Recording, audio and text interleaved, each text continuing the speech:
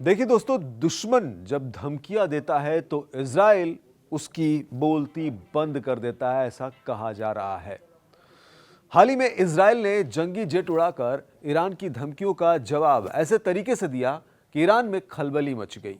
Iran ने सीधा Iran के मिसाइल बेस और गोदामों पर हमला किया। इजराइल ने सतह से सतह पर मार करने वाली मिसाइलों के गोदामों को आग के हवाले कर दिया। मतलब इतना दमदार हमला कि खाड़ी के कई देशों में हाहाकार मच गया। हमला तो सीरिया में हुआ, लेकिन आग की तपिश खाड़ी के कई देशों तक पहुंच गई। अब सुनिए सीरिया की समाचार एजेंसी सना की रिपोर्ट के मुताबिक इजराइल ने लताकिया और तारतुस में जंगी जेट से हथियार डिपो तबाह कर डाले, यानी वो गोदाम जहां सतह से सतह मार करने वाली मिसाइलें रखी हुई थी, उसे पूरी तरह से उड़ा कर रख दिया। इजराइल डिफेंस फोर्स ने खुद ये कंफर्म किया है कि हां, हमने सीरिया में स्ट्राइक की थी। इजराइल ने साफ कहा कि ये जो हथियार डिपो हैं वो तो अंतर्राष्ट्रीय सुरक्षा के लिए सीधा खतरा बन गए थे, हमने उसी खतरे को नष्ट कर दिया। आगे उन्होंने कहा कि सीरिया से जो भी धमकी मिलेगी उसे इजराइल कभी नजरअंदाज नहीं करेगा।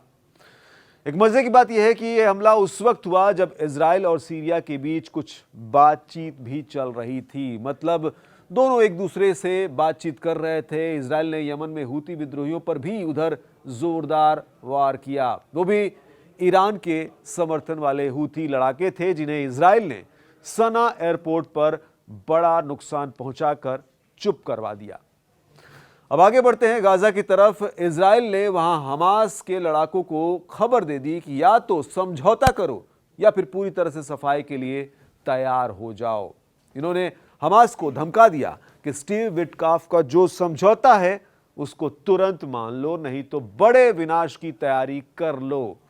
उधर विटकॉफ ने बोला कि 60 दिनों के अंदर इजरायली बंधकों को रिहा करना है, और ट्रंप ने भी कह दिया कि अगर यह बात नहीं मानी गई तो महाविनाश तय है। उसी दौरान पीएम नेतन्याहू ने कहा कि चाहे ईरान अमेरिका की परमाणु डील चल रही हो, लेकिन इजराइल के जहां भी इजराइल को लगेगा वहां धमाका वो करेगा। दरअसल ट्रंप ने भी व्हाइट हाउस में बड़ा बयान दे दिया कि वो इस डील के हिस्से के तौर पर ईरानी अड्डों को उड़ाने की इजाजत चाहते हैं। ईरान ने भी पलटवार में कहा कि हम पर कोई भी दबाव काम नहीं करेगा, हम अपनी परमाणु सुविधा बंद नहीं करने वाले। फार्स न्यूज एजेंसी के मुताबिक ईरान की टॉप लीडरशिप ने साफ हुक्म दे रखा है कि कोई छोटी मोटी धमकियां हमें नहीं रोक सकती। तो सवाल यही उठता है कि डील होगी कैसे? डील नहीं हुई तो क्या इजराइल खामोश बैठेगा? बिल्कुल नहीं। इजराइल अपनी सिक्योरिटी के लिए खुद आगे बढ़ेगा और ईरान के परमाणु अड्डों को तहस नहस कर देगा। मगर समझिए, जहां हमला होता है वहां पलटवार भी होता है, और फिर ट्रंप को सीधे इस जंग में कूदना पड़ेगा। अब मान लीजिए यह टकराव इतना बढ़ गया कि दोनों तरफ से बड़े हमले हुए। ईरान ने तो मिसाइल बेस भी एक्टिव कर दिए हैं। खामनेई ने अपने अंडरग्राउंड मिसाइल बेस में हाल ही में जो मिसाइलें दिखाई उनका जिक्र भी कमाल का है। खैबर शेकन मिसाइल, रेंज 900 मील तक। हज कासिम मिसाइल, रेंज 850 मील तक, जिसे उन्होंने ट्रंप को दिखाकर डराया। कादर एच 1240 किलोमीटर तक मार करने वाली। सज्जिल 1150 मील तक हमला करने वाली। इमाद 1000 मील तक हमला करने वाली। मतलब ईरान ने जो दिखाया उससे साफ हो गया है कि ये लोग केवल धमकाने भर के लिए नहीं, असल में तैयारियों के बीच है। और इनके पास हाइपरसोनिक मिसाइलों का इतना बड़ा भंडार है कि सीधे कह सकते हैं यूपीएस, न्यूक्लियर हमले का भी खतरा है। ये कोई मामूली बात नहीं। इनके पास ऐसी मिसाइल भी मानी जाती है जिसमें परमाणु हथियार भरकर हमला किया जा सकता है। रेंज करीब 3000 किलोमीटर तक। द सन की रिपोर्ट में यह खुलासा हुआ है कि इवानकी और शाहरुद में ईरान ने न्यूक्लियर हथियार बनाने का काम शुरू कर रखा है। पहले वो इन जगहों को रॉकेट लॉन्च साइट बताते थे, लेकिन अब जवाब साफ है कि वहां न्यूक्लियर मिसाइल बनाने की फैक्ट्री चल रही है। और तीसरी जो साइट है वो सोरखे हेसर, जहां परमाणु ऊर्जा और भूमिगत विस्फोटों का रिसर्च हो रहा है। जब ये सब दुनिया के सामने आया तो व्हाइट हाउस में खलबली मच गई। ऐसा कहा गया कि ईरान का परमाणु प्रोग्राम उत्तर कोरिया की मदद से उड़ान लेने वाला है। वैसे भी किम जोंग ट्रंप को दुश्मन नंबर 1 मानते हैं। तो अब सवाल यही बचता है कि क्या अमेरिका बर्दाश्त करेगा? क्या अमेरिका हमले की हिम्मत दिखाएगा?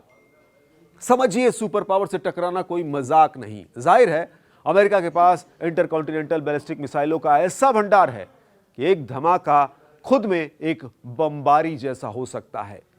उदाहरण के तौर पर LGM-30 मिनी जो है, इसकी रेंज अगर की बात की जाए तो 14,000 किलोमीटर है इसकी रेंज।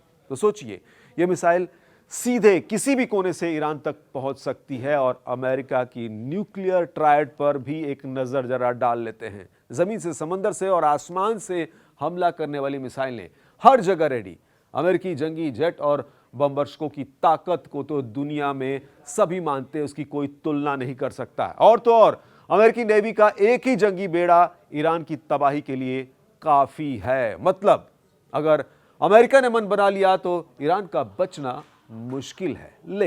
लेकिन दूसरी तरफ IAEA यानी अंतर्राष्ट्रीय परमाणु ऊर्जा एजेंसी की रिपोर्ट क्या कहती है, जरा उस पर भी नजर। ईरान अब 60% तक समृद्ध यूरेनियम बना रहा है। Fordow fuel enrichment plant FFEP ने भी उत्पादन शुरू कर दिया है।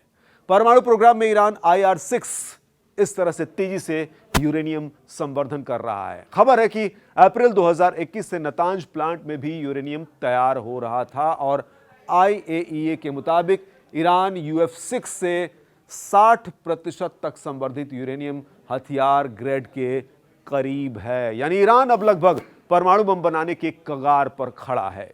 इसलिए अमेरिका से लगातार चेतावनी मिल रही है, अब या तो रुक जाओ या फिर अंजाम भुगतो। लेकिन ईरान ने कहा है कि वो झुकने को तैयार नहीं है, जिससे जंग का माहौल फिलहाल गर्म है। और अब इसमें एक नया किरदार उभर कर सामने आया है, तुर्की। वही तुर्की जिसने कहा कि इजराइल ने सना पर अगर हमला किया तो हम चुप नहीं बैठेंगे। तो इस तरह अगर तुर्की भी युद्ध में कूदेगा तो समझो दुनिया तीसरे विश्व युद्ध की राह पर होगी। कुल मिलाकर एक तरफ परमाणु ठिकानों के बिसात, दूसरी तरफ मिसाइलों की रफ्तार और बीच में डोनाल्ड ट्रंप की नजर। यह जंग का अखाड़ा सिर्फ इजराइल और ईरान तक सीमित नहीं, बल्कि पूरे मिडिल ईस्ट और उससे भी आगे तक पहुंच चुका है।